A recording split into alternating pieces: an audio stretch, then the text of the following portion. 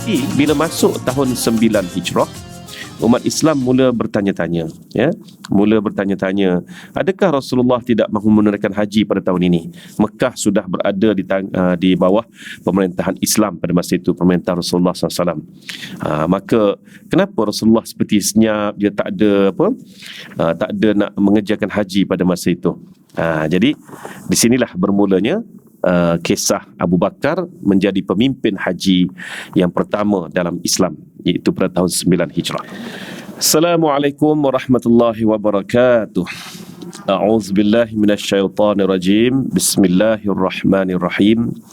Alhamdulillahilladzi hadana lihadza wa ma kunna linahtadiya laula an hadanallah.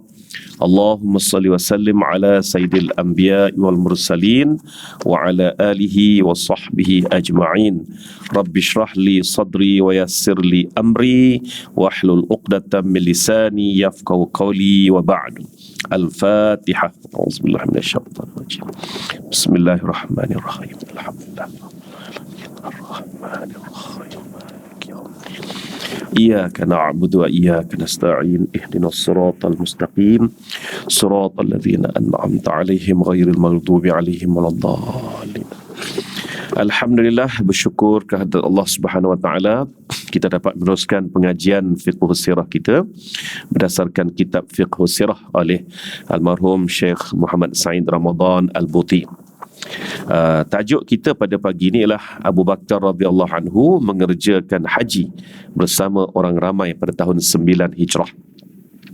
Dan pada tahun ini juga Nabi menggelarkan Abu Bakar sebagai Amirul Hajj, ketua rombongan haji. Ini satu detik yang cukup penting dalam sejarah, kerana secara latar belakangnya setelah Rasulullah SAW dan umat Islam berjaya kita kata mengambil alih Mekah. Itu dia, itu istilah yang terbaiknya, berjaya mengambil alih Mekah. Dan pada tahun tersebut, tahun 8 Hijrah, Nabi SAW tidak melakukan haji. Jadi umat Islam pun baliklah ke Madinah dengan tidak banyak soalah pada masa itu. Tapi bila masuk tahun 9 Hijrah, umat Islam mula bertanya-tanya, adakah Rasulullah tidak mahu menunaikan haji pada tahun ini? Mekah sudah berada di bawah pemerintahan Islam pada masa itu, pemerintahan Rasulullah SAW. Maka kenapa Rasulullah seperti senyap, dia tak ada nak mengerjakan haji pada masa itu? Jadi di sinilah bermulanya kisah Abu Bakar menjadi pemimpin haji yang pertama dalam Islam, iaitu pada tahun 9 Hijrah. Baik, Rasulullah SAW ingin mengerjakan haji setelah kembali dari Tabuk. Kemudian baginda bersabda, kerana orang-orang musyrikin hadir bersama dan mereka bertawaf dengan berbogel sebelum itu. Sebagaimana kita tahu, kalau dia ada stok kain ihram, bukan kain, pakaian ihram. Pakaian ihram orang-orang Quraisy. Jadi kalau kita lambat sampai, maka tak sempat nak sewa kain tu, habis stok dah, maka kenalah tawaf secara berbogel. Itu dia. Siapa sempat dapat, tak sempat sudahlah dia. Itulah yang berlaku dalam ibadah haji sejak bila? Itu kita kena tahu sejak bila. Ibadah haji bermula dari 2000 sebelum Masihi, iaitu sebaik sahaja Nabi Allah Ibrahim dan juga Nabi Allah Ismail alaihissalam dianugerahkan ibadah haji dengan selesai pembinaan Kaabah. Sejak itu, ada sebelum tu berjaya dalam melaksanakan perintah Allah untuk menyembelih Nabi Ismail alaihissalam. Itu sebelum tu. Selepas berjaya, kibash yang besar itu tadi tu telah disembelih dan juga dibahagi-bahagikan dagingnya ke seluruh orang Mekah yang ada. Dan kibash ni sebenarnya besar anak lembu, ataupun kalau tuan-tuan dan perempuan pernah tengok kambing bor, BOER, kambing bor, kan? Ini kacukan Jerman ke mana ni, kan? Itu kibash. Tapi kibash yang Allah Ta'ala gantikan Ismail itu, wa fadainahu bi dzibhin azim, itu sampai boleh jamu seluruh orang Mekah. Bayangkan sampai boleh jamu seluruh orang Mekah.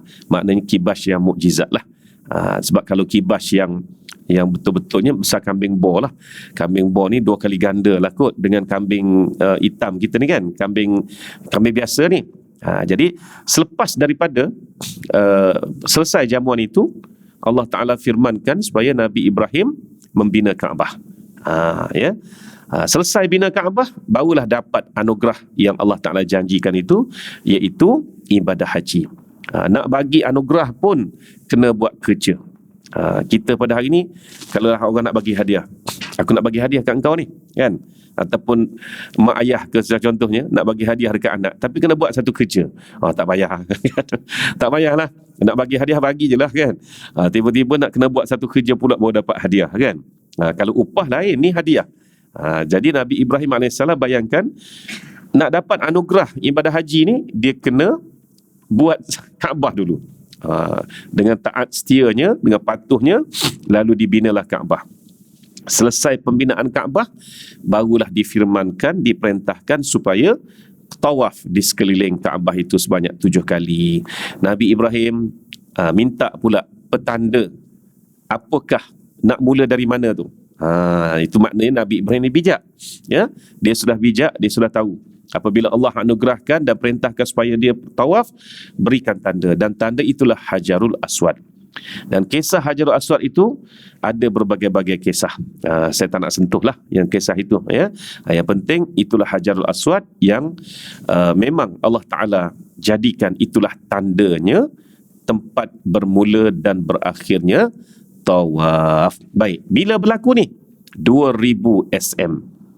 2000 sebelum Masihi. Sampailah 200 M abad kedua Masihi. Ya, ibadah haji, akidah orang-orang Mekah suci seperti mana yang ditinggalkan oleh Ibrahim dan Ismail alaihissalam. Suci.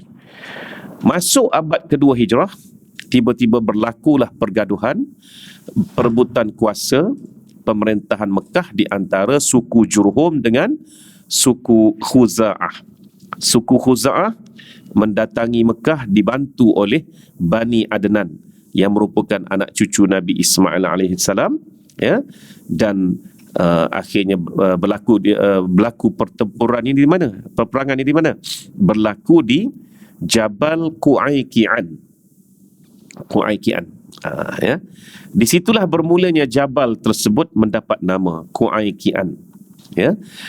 Kalau Jabal Abi Kubais, dia punya apa?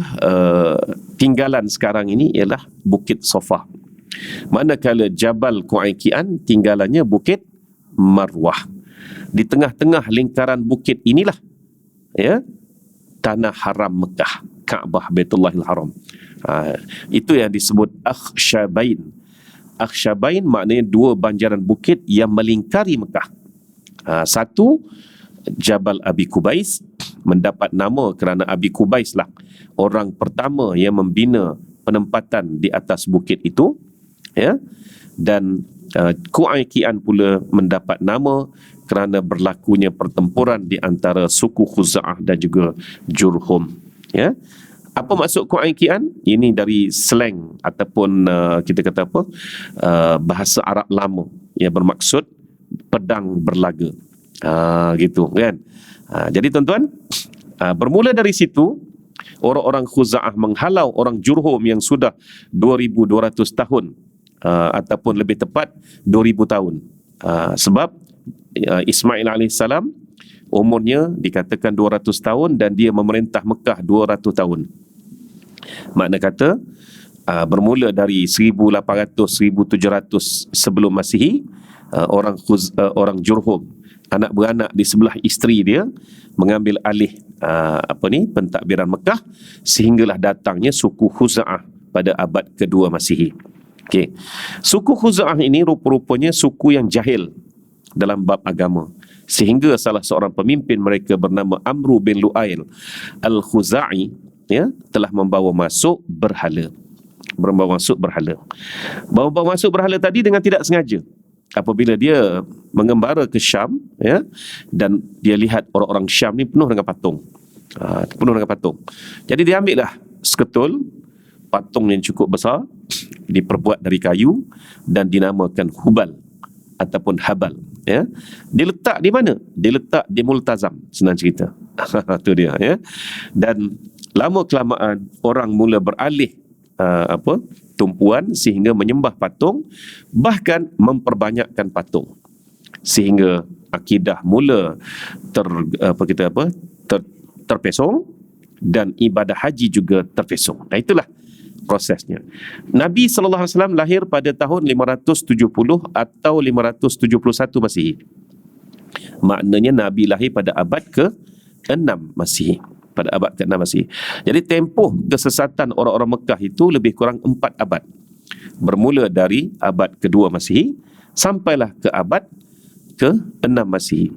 Dan Nabi SAW mula berdakwah pada tahun 610 Masihi, bermakna awal abad ke-7 Masihi, sehinggalah berjaya mengambil Mekah semula 33 tahun kemudian. Itu kronologinya. Okey, set dalam minda kita. Kalau orang cerita pasal keberhalaan, kesesatan jahiliah Mekah ni, itulah dia punya kronologi dia. Okey. 633 Masihi, Nabi SAW berjaya mengambil alih Mekah, dan pada tahun ke-8 Hijrah, ya, pada tahun tersebut, bersamaan 633 Masihi itu, Nabi biarkan dulu orang-orang Mekah yang masih lagi kufur untuk tinggal di Mekah dengan janji setahun saja mereka boleh proses nak belajar ke nak memilih ke. Selepas itu mereka akan dihalau keluar dari Mekah, tak boleh lagi. Makna tanah haram Mekah ini hanya untuk orang-orang Islam saja. Itu tempohnya. Jadi pada tahun ke-8 Hijrah, Nabi tak sentuh ibadah haji, ikut gilah. Dan antara yang paling ketara dalam pemesongan ibadah haji ini ialah wukuf di Muzdalifah bagi orang-orang Quraisy. Orang Mekah, orang Quraisy, wukuf dia bukan di Arafah, di Muzdalifah je. Punya karut, kan? Itu dia. Jadi biar ikut dia. Pada tahun 9 Hijrah, maka bermulalah proses ibadah haji ini. Baik. Maka baginda pun mengirim Abu Bakar radhiyallahu anhu ditemani oleh Ali radhiyallahu anhu. Ketika di Makkah, mereka berdua melarang kaum musyrikin mengerjakan haji selepas tahun itu. Mana tahun 9 Hijrah tu, haji sudah bermula prosesnya kembali asal. Dan pada tahun 10 Hijrah, ketika Nabi mengerjakan haji tahun 10 Hijrah tu, haji wada' tu, ya, orang-orang Mekah ni dengan samseng sombongnya, dia kata, kami nak ikut ibadah haji Nabi Ibrahim AS. Itu yang Nabi menjerit. Ya, menjerit Al-Hajju Arafah, Nabi kata, mengelilingi seluruh Muzdalifah itu sampai tak ada yang tinggal lagi di Muzdalifah. Degil, tak nak keluar. Duk rasa macam dah Islam tu, kan? Semua dah Islam, tapi kedegilan itu menebal sebab mereka lahir-lahir tengok-tengok wukuf di Muzdalifah, bukan di Arafah.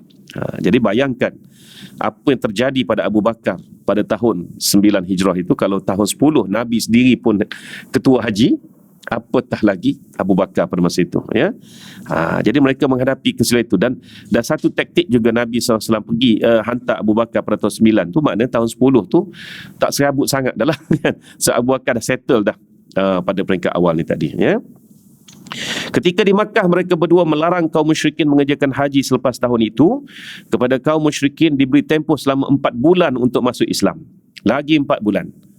Ya. Maknanya Abu Bakar bagi lagi 4 bulan. Sedangkan Nabi SAW janji setahun. Janji setahun maknanya bulan Ramadan tahun 9 Hijrah, 634 Masihi. Kan?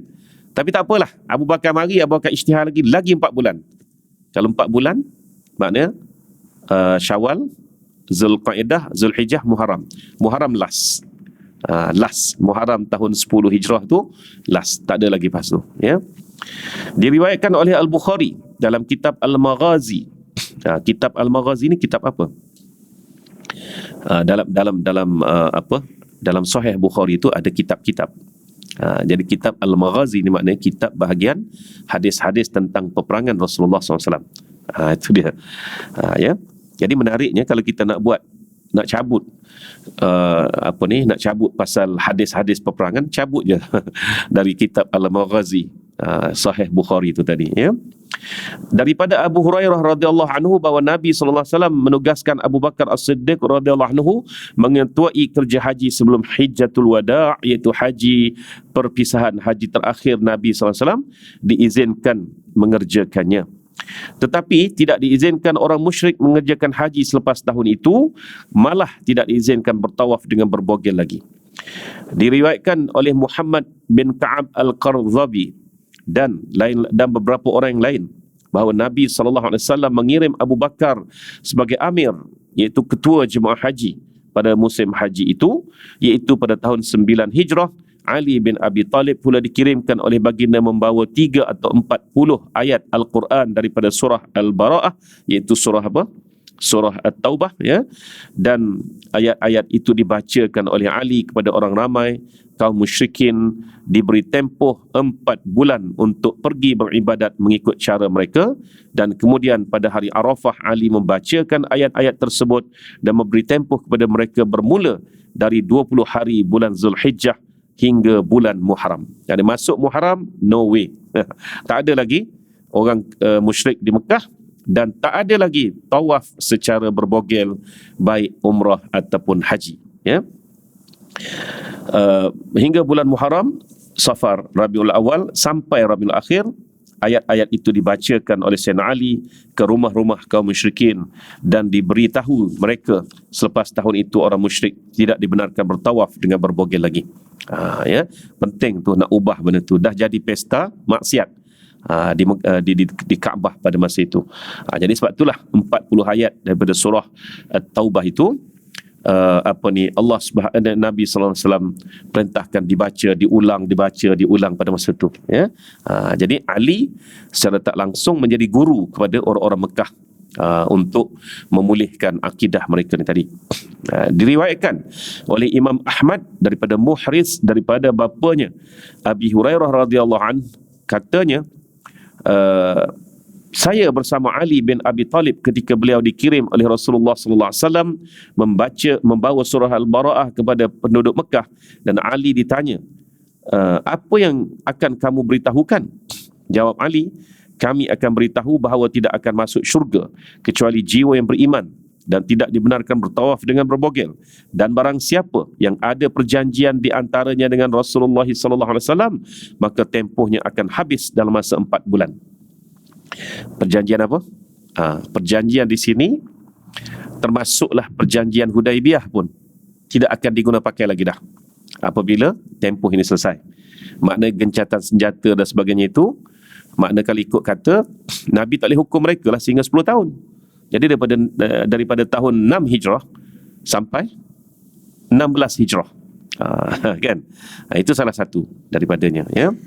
Yang seterusnya ialah perjanjian Rasulullah sallallahu alaihi wasallam tahun lepas, tahun 8 Hijrah, bahawa orang musyrik ini diberi tempoh untuk mereka hidup dengan cara mereka.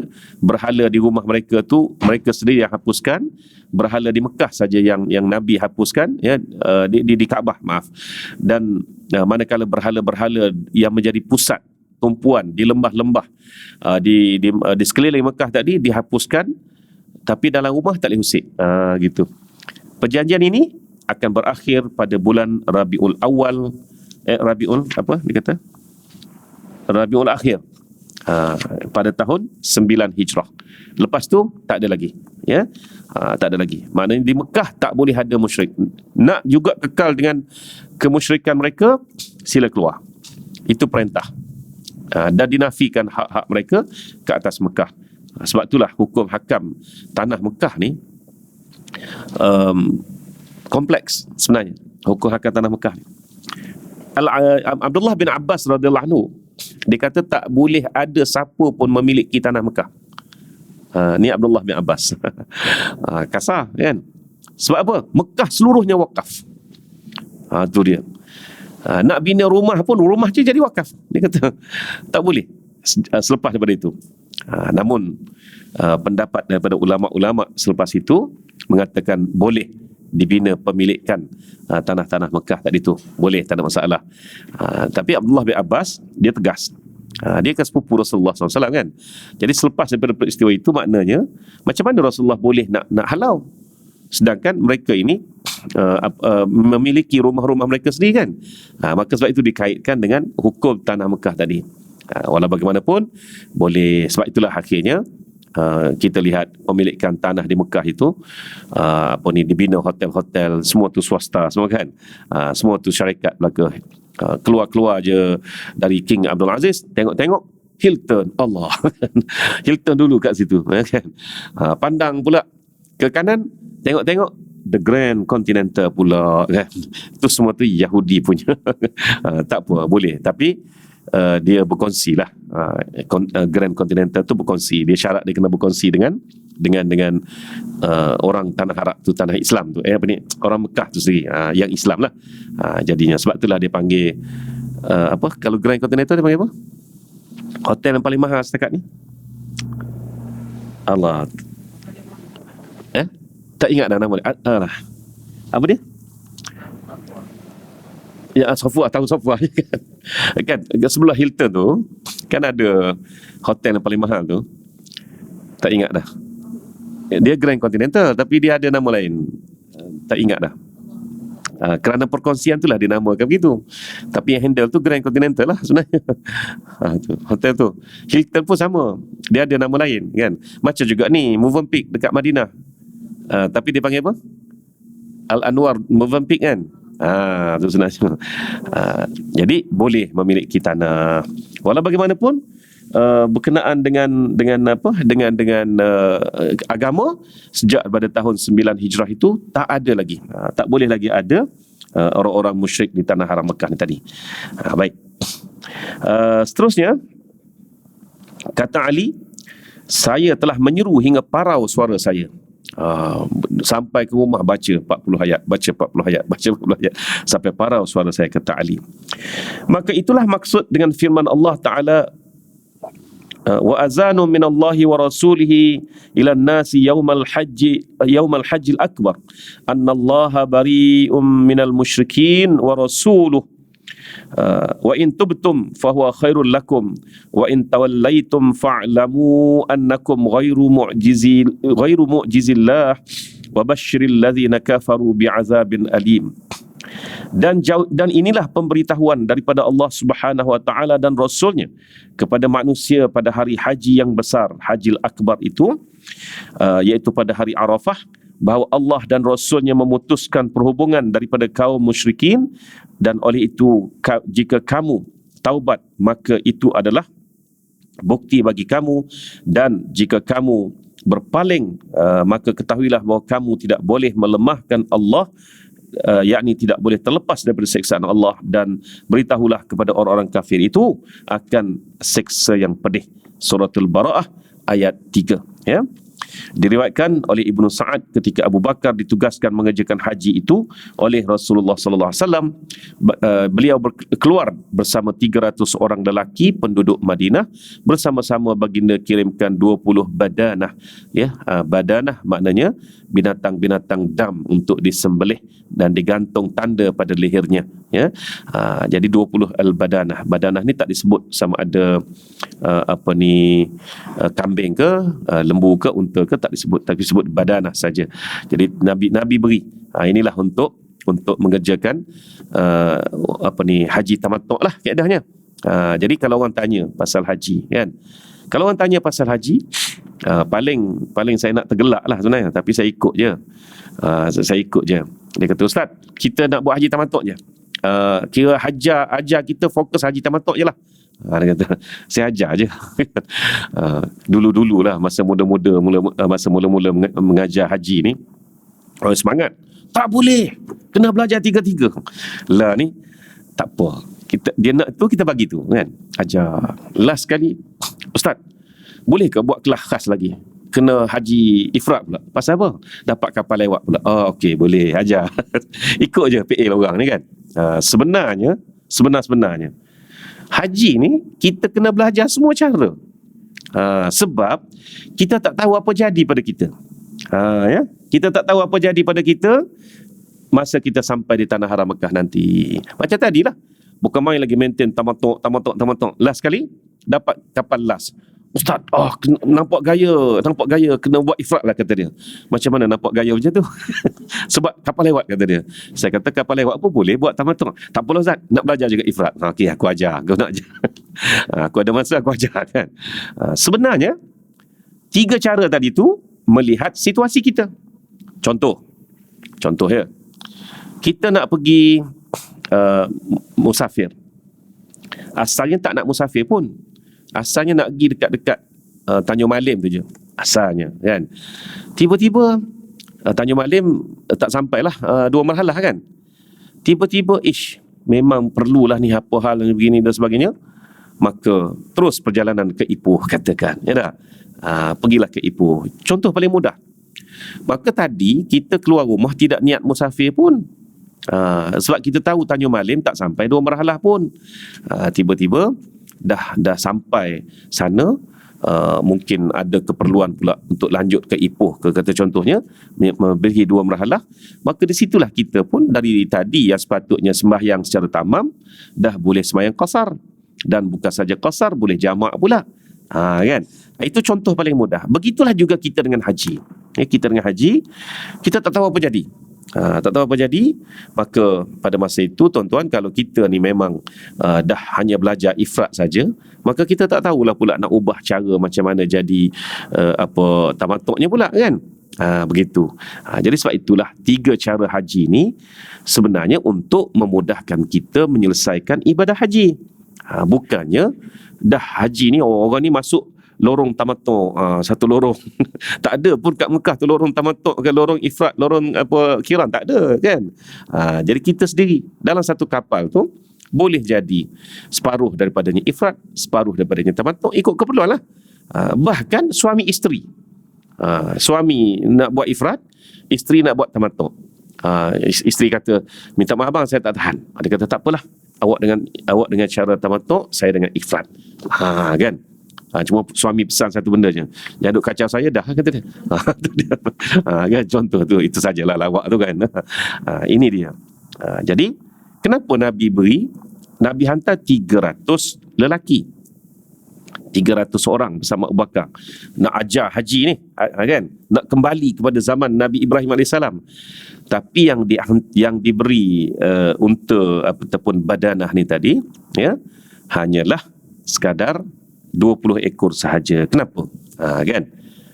Sebabnya mungkin pada masa itu ada sebahagian orang daripada 300 ni dia maintain dengan ifrat. Ada sebahagian orang pula dia fikir kita datang nak buat kerja, maka saya lebih selesa buat kerja dengan keadaan berpakaian biasa dan tidak berihram. Maknanya saya boleh bebas dan sebagainya. Okey, kalau begitu kamu buatlah haji secara tamattu'. Maknanya masuklah ke Mekah dengan mengerjakan umrah. Selepas tu stay di Mekah dalam keadaan tak keluar-keluar dari Mekah. Masuk 9 Zulhijjah dia berniat haji, maka itu jadi haji tamattu'. Inilah hikmah dia. Sebab tu saya minta sangat, siapa-siapa nak pergi haji ke umrah ke, sila baca sejarah ayat-ayat haji dan umrah itu diturunkan. Ya, wa azzim fin nas bil haji ya'tuka rijala wa ala kulli dhamir ya'tina min kulli fajjin amiq. Ini ayat ini macam mana turun dia, apa tindakan Nabi selepasnya. Nak cari kitab mana ustaz? Sebenarnya dalam internet tu penuh sebenarnya benda ni, cuma tinggal lagi carilah di penulisan-penulisan yang berautoriti lah. Begitu kan. Cerita pasal sejarah ibadah haji ini sendiri membuka minda kita tentang kenapa sesuatu hukum hakam haji itu begitu bentuk dan rupanya kan. Contoh lagi, kenapa kita perlu belajar semua cara haji. Contoh, seorang wanita, ini banyak berlaku kan. Dia masuk ke Mekah dengan cara tamattu' lah, iaitu dengan buat umrah, kemudian tahallul dari umrah, tidak lagi berihram, tiba-tiba pergi mengulang umrah kali kedua, sangkut masalah haid lah biasanya kan, masalah haid biasanya. Lepas tu haidnya tadi tu panjang sampailah ke 9 Zulhijjah ataupun 8 Zulhijjah, orang nak berangkat pergi ke Arafah dah kan, dia masih lagi dalam perangkap ihram umrah ni tadi. Maka mengikut pandangan mazhab Maliki, boleh di top up je niat haji ke atas ihram umrah dia tadi, maka jadilah haji qiran. Bila jadi haji qiran, dam yang dia bayar itu ataupun dia keluarkan itu adalah niat dam haji qiran, bukan lagi dam haji tamattu. Sebenarnya ini kita kena belajar semua cara, sebab kita tak tahu apa yang kita akan hadapi di sana. Sementara apabila kita juga na'udzubillah tiba-tiba dah berihram seperti mana dengan umat Islam dengan Nabi SAW pada tahun 6 Hijrah, ya, tak dapat mengerjakan umrah dengan selesai ihram pula. Macam mana nak keluar dari ihram tu tadi? Kan? Macam mana nak keluar dari ihram tu tadi? Maka caranya dia panggil ihram dam ihsar ataupun tahallul secara ihsar. Okey. Itulah dia serba sedikit berkenaan dengan ilmu haji dan umrah ni tadi. Okey. Beberapa ibarah dan juga pengajaran daripada bab ini. Pertama, kaum musyrikin dan tradisi mereka dalam amalan haji. Anda telah pun mengetahui melalui keterangan yang lepas bahawa amalan haji di Masjidil Haram adalah di antara yang dipusakai oleh orang-orang Arab daripada Nabi Ibrahim AS. Maka amalan haji itu adalah sakibaki warisan agama Hanifiyah, ya, Hanifiyah ataupun Hanif, yang mereka terus memeliharanya. Namun demikian banyak pula cemaran jahiliah dan kerja sia-sia syirik yang telah meresap masuk dalam amalan haji itu, hinggalah upacara haji mereka tertonjol dalam upacara syirik lebih banyak daripada upacara ibadah yang berasaskan tauhid, ya.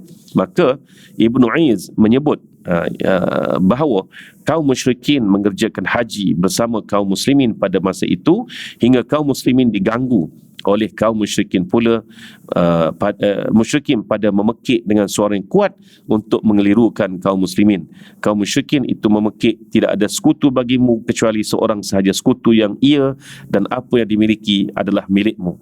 Dia pusing kot tu pula. La ilaha illa anta illa wahidin. Itulah lebih kurang, ya. Illa wahidan ma'aka. Tu dia ulang waktu pula. Jadi sedangkan ibadah haji ni satu lagi makruh yang amat ditegah berdoa dengan kuat ketika mana tawaf. Dari sinilah asalnya. Dari sini asalnya. Makruh yang amat ditegah. Tak sampai jadi haram. Ya, yang amat dibenci. Bila kita tawaf ni, bukan main lagi, Rabbana contohnya, atina fid dunya hasanah. Jadi orang lain nak baca doa lain terganggu, kan. Sepatutnya tawaf haji, tawaf umrah tadi senyap, tak ada bunyi apa, masing-masing lah doa. Itu untuk kita sesama Islam. Sedangkan bayangkan pada tahun 9 Hijrah itu, musyrikin dengan muslimin sama-sama duk tawaf.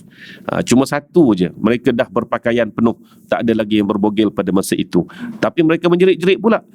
Bila umat Islam mula memperkenalkan la ilaha illa anta ya Allah, la ilaha illallah Muhammadur Rasulullah, dia pusing pula.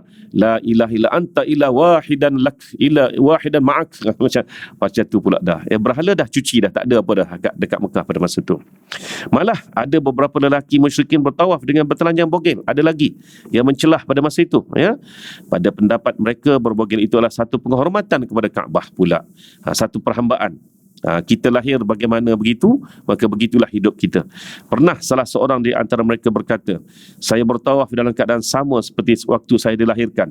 Tiada satu pun pada saya benda dunia yang dicampuri oleh ketidakadilan dunia. Ini disebut, tapi mereka ditangkaplah oleh pasukan 300 orang, Abu Bakar dan juga Ali ni tadi.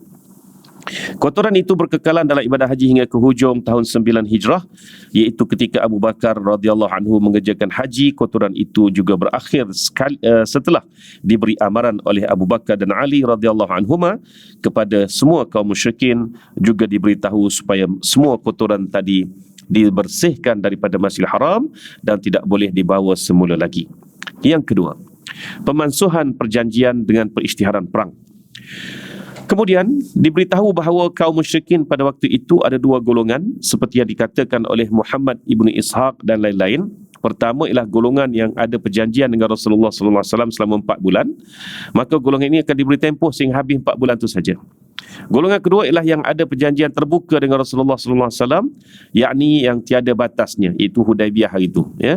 Maka golongan ini perjanjiannya dibataskan hanya 4 bulan oleh Al-Quran dalam surah Al-Bara'ah, yang juga artinya kalau diteruskan perjanjian itu, perang akan berlaku antara mereka dengan pihak muslimin. Setiap mereka akan dibunuh di mana sahaja ditemui kecuali masuk Islam dan bertaubat, ya.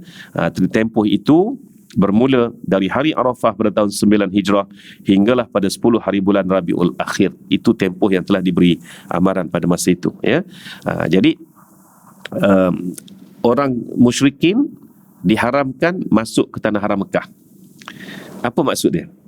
Maksud dia ialah kita muslimin ini mesti mempertahankan tanah haram Mekah daripada dicerobohi, dimasuki oleh musyrikin. Itu maksud dia. Tapi sekarang ni lain pula. Orang kita duk faham. Jadi macam mana kalau orang kafir masuk Mekah? Oh, dia jadi gaib, jadi hilang, jadi rebah, jadi macam-macam. Orang Melayu kita ni kan tak habis-habis dengan mistik ni, tuan-tuan. Tak habis-habis dengan mistik. Tolonglah buang jauh-jauh benda tu. Ada seorang saudara saya tu, adik sikit lah, pangkat adik. Ayah dia lagu tu juga pandangan dia, duduk Mekah lah kan.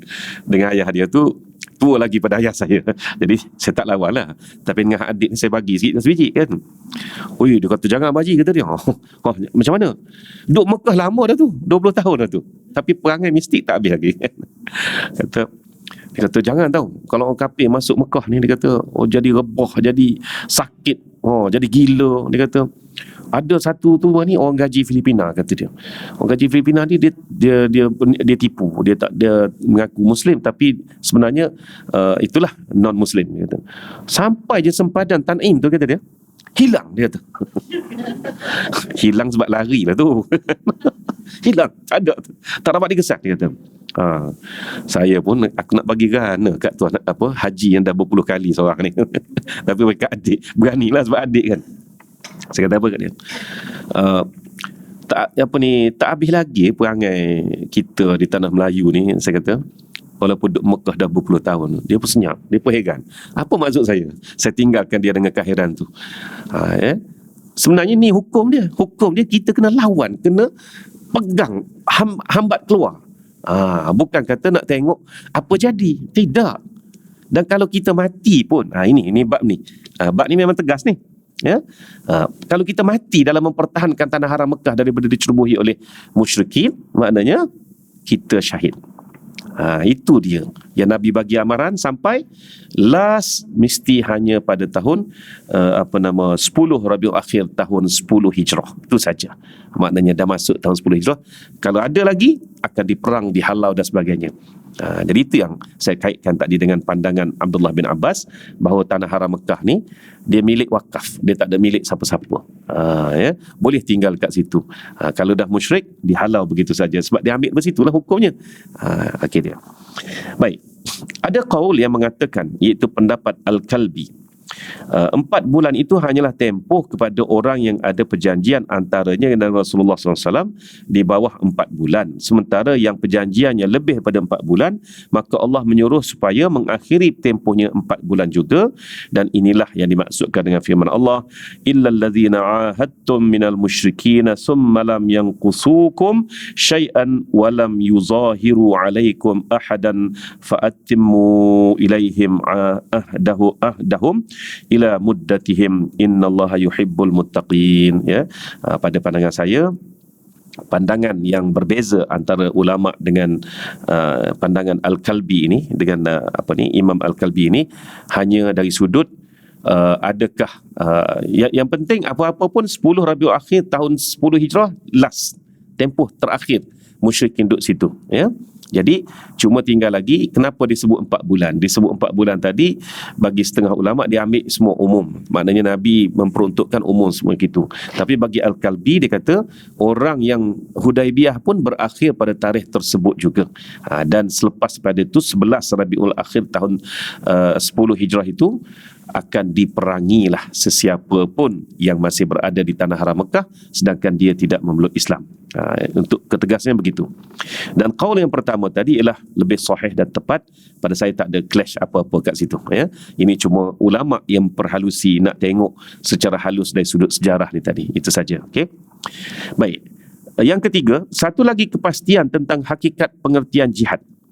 Anda tentu bersua di sini dengan satu lagi kepastian yang baru mengenai bahawa jihad dalam syariat Islamiah itu bukanlah semata-mata perang mempertahankan diri sahaja seperti yang digambarkan oleh kaum orientalis. Sama juga, ya. Kita tidak menganggap jihad itu perang. Tidak. Jihad itu macam-macam. Asalkan jihad itu merupakan kesungguhan kita, kesungguhan kita untuk meningkatkan syiar Islam ni tadi, mempertahankan akidah dan sebagainya. Dakwah pun jihad, belajar pun jihad, ekonomi pun jihad. Begitu, ya. Okey. Ramai kan sekarang ni pemilik bangunan, maknanya non-Muslim pun termasuklah, kan, saya sebut non-Muslim. Mereka nak jual bangunan, nak lelong dan sebagainya sebab tak dapat bayar, kan, bisnes tak jalan. Okey. Jadi kalau kita umat Islam kita kena ambil ni bangunan ni. Ini masa untuk kita berkongsi memiliki bangunan-bangunan ni tadi. Contohnya, kan. Itu pun jihad. Itu pun jihad. Tapi janganlah pula semata-mata nak memiliki lebih daripada non-Muslim. Maknanya kita nak memperbanyakkan pemilikan Muslim sampai kita pun tak boleh nak makan. Tak boleh. Itu bukan jihad maksudnya, kan? Itu dia. Jadi kata siapa-siapa yang ada duit nak kongsi ambil satu bangunan daripada non-Muslim, khasnya yang Muslim tu juga jangan terlepas ke tangan non-Muslim, katakan itu juga jihad sebenarnya. Meningkatkan ekonomi dan juga pemilikan umat Islam. Jadi orientalis memang sengaja, bahkan ada pernah satu kamus yang disebar di peringkat KBSR ni, dia tulis jihad perang, kan. Kita lawan lama dah ni zaman zaman KBSR KB dulu, kan. Jadi kita lawan. Lepas tu ditarik balik kamus itu, kan. Sebab jihad bukan perang. Jihad ni usaha yang bersungguh-sungguh gitu, ya. Jadi perhatian pada firman Allah Ta'ala yang memberi amaran tentang ketewasan kaum musyrikin dan saki-baki mereka di sekitar Makkah. Mereka adalah penduduk Najd dan lain-lain. Itu yang disebut dalam ayat pertama sampai ayat kelima surah At-Taubah, ya. Bara'atun minallahi wa rasulihi ilal ladzina ahadtum minal musyrikin ila innallaha ghafurur rahim, ya. Jadi tolong baca ayat ni. Saya tak berapa nampak sangat sebab spek dah kereta. Okey, ya. Sesungguhnya ayat-ayat yang jelas dan tegas ini nyata tidak memberi sebarang ruang dalam otak dan benak seseorang apa yang dinamakan perang mempertahankan diri sebagai asas kepada konsep jihad dalam Islam. Maksudnya, kalaulah Nabi diperintahkan mengakhiri perjanjian dengan peperangan, pertama sekali konteks mempertahankan tanah haram Mekah ni. Itu kita kena faham yang tu. Jadi kalaulah tanah haram Mekah ini tidak dijaga sedemikian rupa, di mana nilai dan maruah kita sebagai umat Islam dan agama Islam tadi? Kita mesti ada center kita, dan center kita adalah Mekah. Center kita adalah Mekah, tempat ibadat kita. Bayangkan kalau tempat ibadat kita dengan adanya non-Muslim musyrik yang tinggal di Mekah itu tadi, sudah pasti kita juga akan celaru seperti mana yang berlaku pada 8 hingga 9 Hijrah ni tadi. Jadi kita kena fahami itulah. Bukanlah kata jihad mempertahankan Mekah itu sampai ke tahap berperang merupakan satu formula untuk semua tempat lain. Tidak begitu. Kan, tidak begitu sebenarnya. Bagi negara-negara yang memang majoritinya non-Muslim, ya, kita umat Islam diminta untuk berdamai dan juga mencari mencari hak kita saja, bukannya sampai ke tahap nak tukar daerah tersebut sampai jadi daerah Muslim. Jadi yang Mekah ni bab lain, yang itu bab lain. Jadi kalau kita duduk di Amerika contohnya, kan, duduk di Amerika nak isytihar perang, nak tukar Amerika tu jadi Islam, tak logik akal langsung, kan. Itu bukan satu jihad namanya. Jihad kita di situ pula ialah bagaimana hak-hak orang Islam, ya, terpelihara di negara tersebut. Cukup. Gitu. Ini dah takdirnya kita tinggal di sana, kan. Itu yang seorang ayah yang kematian anaknya ditembak masa di tu, yang ayahnya tu asal dari Thailand. Doktor apa dah, Murad Jitmut kan, Murad Jitmut tu.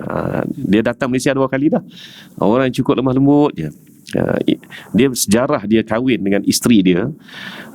Isteri dia seorang preacher, seorang itulah nun, ya tak? Seorang padri. Dia saling berlumba setiap pagi. Berlumba untuk siapa dulu yang dapat memberikan suntikan agama masing-masing. Jadi tapi kelembutan Dr. Murad ni tadi, masa dia belum kahwin tu, akhirnya melemahkan luluhlah hati isteri dia, sehingga isteri dia sanggup menukar agama dan kahwin, kan. Kahwin cerita apa dia, cara dia tegur selamat pagi, sawadikap, lembut. Ada orang yang tolong ajuk, orang yang menyaksikan pasangan ini masa mereka mula berkenalan tadi tu, dan orang tu orang Malaysia. Dia kata bagaimana kawan isteri dia tu, ya, ataupun bakal isteri lah masa tu, ya, tunggu di pintu kampus, semata-mata nak tegur dia, dan mula nak bercakap, siapa bercakap dulu, akhirnya selalu dapat dekat Dr. Murad ni, kan. Dr. Murad ni selalu dapat, dan teguran dia sengaja dia tegur dalam bahasa Thailand, sawadikap. Adalah orang tu ajuk tu, kan tuan-tuan, ya. Dan anak dia dibunuh, ya, anak dia dibunuh. Anak dia menjadi penghantar makanan cepat tu. Inilah macam food panda semua ni, semata-mata nak ambil, tapi sedih sebenarnya cerita tu, ya, sedih. Sebab anak dia kerja tu nak buat master, dapat offer inilah pinjaman pelajaran. Ayah dia kata hidup kita tak pernah riba. Dia kata di Amerika hidup kita tak pernah riba.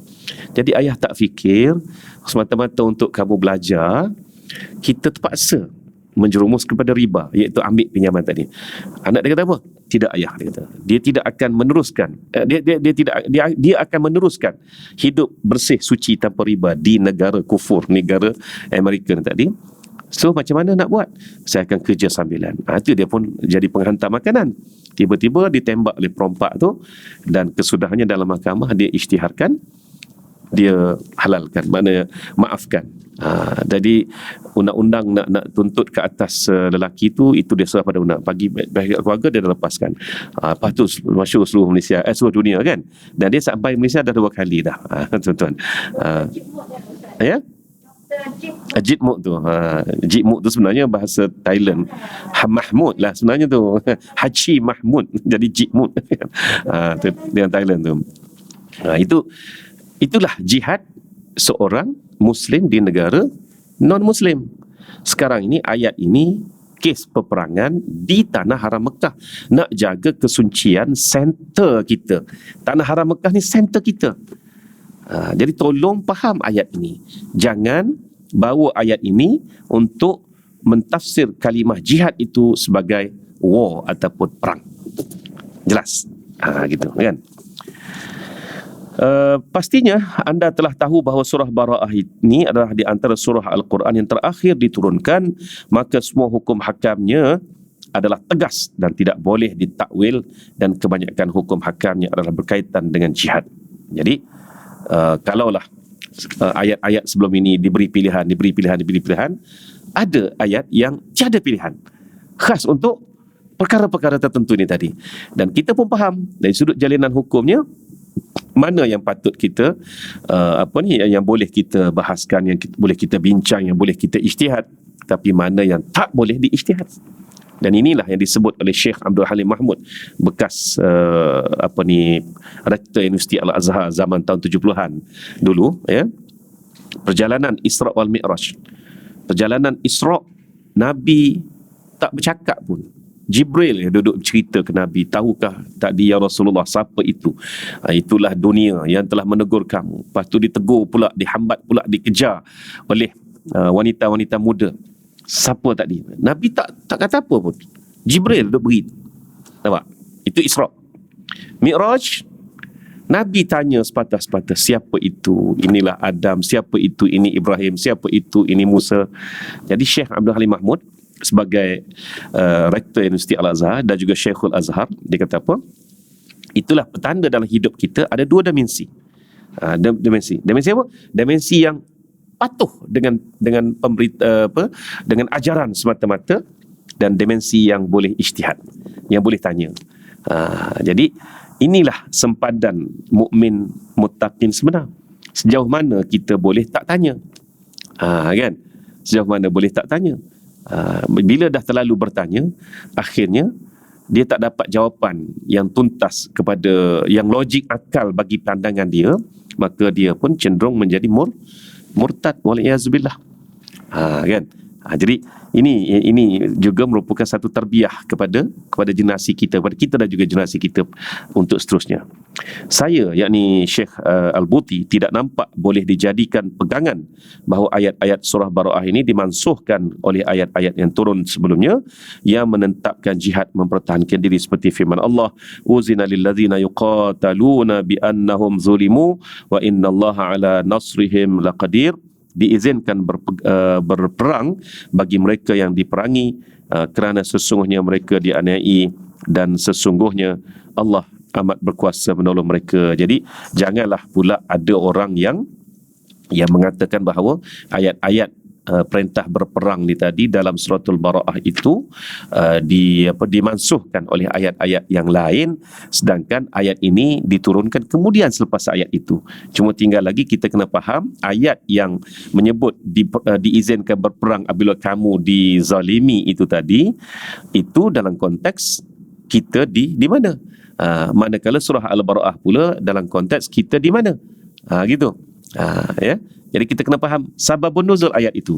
Apa-apa pun kembali kepada sababun nuzul ayat itu, ya. Begitulah yang muka surat 652. Saya harapkan tuan-tuan dan puan-puan membacanya sampai lanjut, sampai akhir. Itu hanya huraian berikutnya. Boleh faham apa yang kita belajar hari ini? Ya, ada 3 hal utama ni, dan surah Al-Bara'ah ini pun memang tidak keras. Surah itu sendiri pun memang surah yang keras, ayat-ayat itu keras, tapi kita fahamlah keras tu untuk apa? Untuk konteks menjaga kesucian tanah haram Islam ni tadi ni. Manakala dalam ayat-ayat perang yang lain pula, dalam konteks kita dalam keadaan biasa, dalam keadaan bercampur, dalam keadaan tidak duduk di tanah haram dan sebagainya. Jadi masing-masing fokuslah ayat itu, dan mempelajari asbabun nuzul menyebabkan ataupun menghasilkan pemahaman kita yang tuntas terhadap ayat-ayat Al-Quran ini tadi.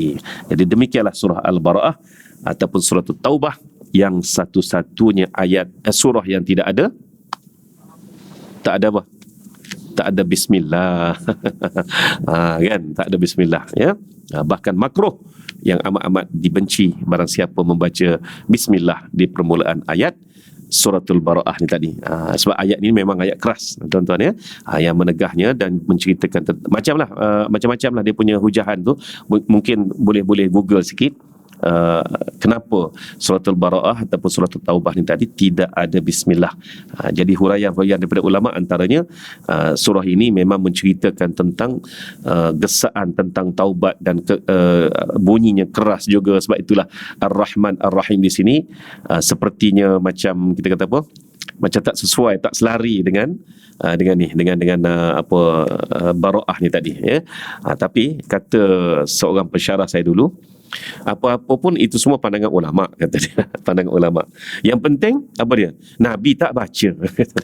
Nabi tak baca untuk surah Al-Bara'ah ini bismillah pada permulaannya, maka tak ditulislah. Itu dia bagi penyelesaian, ya. Okey, baik, setakat itu saja untuk pagi ini. Kita sambung dalam pertemuan akan datang berkenaan dengan Masjid Dirar pula, tuan-tuan, ya. Masjid Dirar, insya-Allah. Okey. Ada doa, okey. Kawan ni. Dia mak kita.